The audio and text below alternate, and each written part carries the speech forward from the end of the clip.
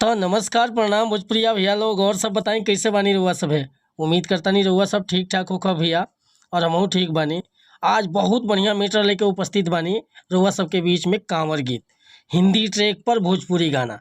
बहुत बढ़िया गीत के लिखावट के बानी और दिल से बताओ तानी भैया कि एकरा के नया म्यूजिक बनवा के और बढ़िया से गायकी कर देतानी तो गाना 100% बच जाए भैया।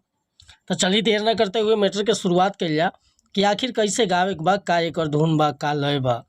लेकिन वीडियो स्टार्ट करे से पहले भी एगो बात बतावल चाहब कि रुआ अगर नया सिंगर बानी आ सिंगिंग में इंटरेस्ट बा, अच्छा मैटर के तलाश में भटकतानी, सही ढंग के गीत नहीं खे मिलत, बढ़िया तुकबंदी नहीं खे मिलत, मनपसंद के मीटर नहीं खे मिलत, तो भैया अगर हमरा चैनल पर आ गइल बानी तो निराश भइला के जरूरत नहीं खे। रुआ जैसन भी मीटर चाहत हो कब लिखवावे के बिल्कुल उचित चार्ज पर रुआ के फर्स्ट क्लास के मीटर मिल जाए। काहे कि भैया हम हर तरह के गीत लिखेनी, रुआ के पता हुई हमारा चैनल पर जाके देख ले हो। हिंदी चाहे भोजपुरी चाहे ट्रैक पर चाहे नया सॉन्ग कोनो भी गाना लिखवाओ के होखे बेहिचक रुआ कॉल या व्हाट्सअप कर सकीला। डिस्क्रिप्शन में हमारा नंबर बा। और आज के गीत बाटे भैया हिंदी धुन पर एगो गाना रहे, अरे पंछी सुर में गाते हैं, भौरे गुनगुनाते हैं, आती है खिजाओं से हवा, यह लय बाटे। लेकिन देखिए हमरा गीत के कैसे गाओ के बा।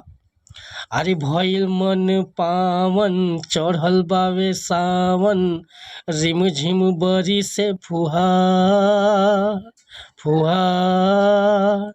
भइल मन पावन चढ़ल बावे सावन, रिम झिम बरी से फुहार फुहार।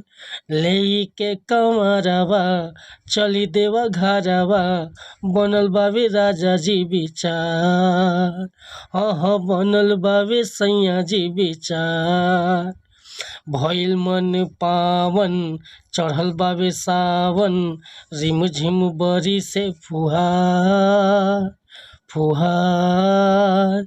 अले के कंवरवा चली देवा घरवा, बनल बावे राजा जी विचार, ए जी बनल बावे सैया जी विचार।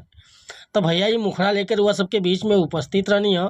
अगर ये गाना पसंद बा, फुल गीत लिखवावे के चाहता नहीं तो बेहिचक हमरा व्हाट्सअप नंबर पर संपर्क कर सकीले। व्हाट्सअप के नंबर बा 8874473128। कोनो प्रकार के मीटर लिखवावे के होखे चाहे नया म्यूजिक बनवावे के होखे बेहिचक कॉल या व्हाट्सअप कर सकतानी भैया। और वीडियो पसंद आइल तो एगो लाइक करब, कमेंट करब, आ चैनल पर पहली बार आइल होखे तो चैनल के सब्सक्राइब कर लेब। मिला तानी फिर से अगला वीडियो में कुछ नया गाना के साथ। तब तक क्लियर मती चाहता नहीं, कोनो गलती त्रुटि गाँव में अगर हमसे भइल हुई तो क्षमा चाहत नहीं भैया, काहे कि हम गीतकार बानी, सिंगर ना। जय हिंद, जय भारत, जय भोजपुरी समाज।